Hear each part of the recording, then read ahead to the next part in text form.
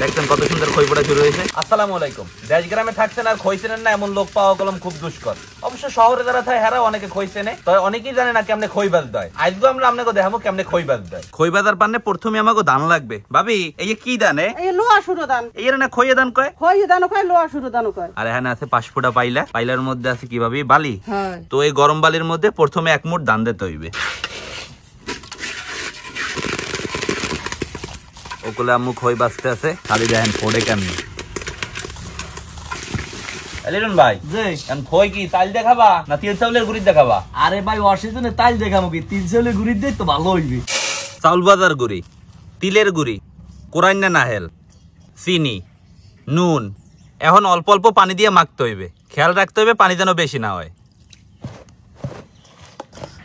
তিল চাউল বাজার গুড়ি দিয়ে খই মাখা রেডি। এখন খালি খাইয়ে দেখেন না পালা যে কেমন হয়েছে। কাকু খই মাখছি খাইবেন নাই? আরে বড় গা ঠান্ডা করে লই আগে। আচ্ছা ঠিক আছে, আমরা লাগে ধুই দিমু আনে। আচ্ছা ঠিক আছে। বিসমিল্লাহ। বিসমিল্লাহ। না কারিগর ভালো, চিনি টিনি এককালে ঠিক আছে, খাইতে খুব ভালো লাগছে। আপনারা কারা কারা তিল চাউল বাজার গুড়ি দিয়ে খই মেখে খাইছেন জানাইতে কোনো বললেন না। খুব সুন্দর স্বাদ গুলো, যদি একবার খায় তা আবার কই আর একবার বানাই।